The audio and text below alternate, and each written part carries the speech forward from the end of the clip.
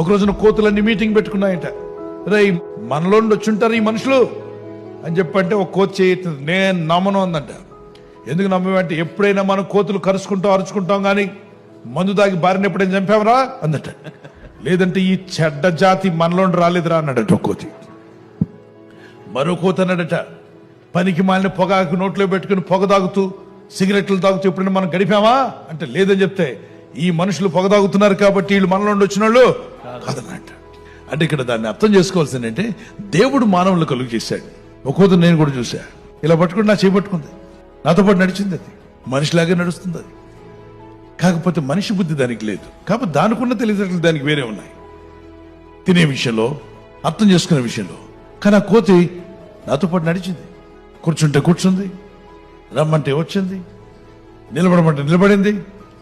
కానీ ఎంతైనా అది జీవే, అది మనిషి మాత్రం కాదు. దానికి మనస్సాక్షి లేదు. డార్విన్ సిద్ధాంతం ఏంటంటే కోతుల్లోండి కోతి మారి మారి ఆ మనిషిగా మారిపోయాడని చెప్పాడు. అది నిజమైతే ఈ 1000 సంవత్సరాల్లో భూమి మీద కోతులు ఉన్నాయా లేవా? ఉన్నాయి. మరి మారుతూ వచ్చింది ఎక్కడైనా ఆగిపోద్దా? మారుతూ వచ్చింది ఎప్పుడు ఆగిపోద్దు. కోతులు మారుతూ మనుషులైతే ఈ మధ్య కూడా అడవిలో ఉన్న కోతులన్నీ కూడా బయటకు వచ్చి ఏం చెప్పాలి?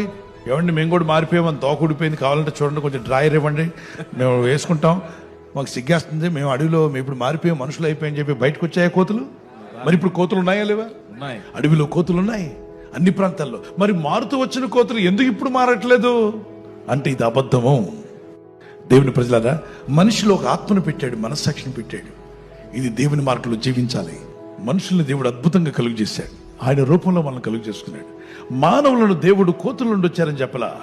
ఈ పరిశుద్ధ గ్రంథంలో దేవుడు చెప్పిన మాట, మనిషిని దేవుడు తన రూపంలో కలుగు చేసుకున్నాడట. సృష్టిలో ఉన్న సమస్తము ఆయన కలుగునుగా కన్నప్పుడు కలిగాయి.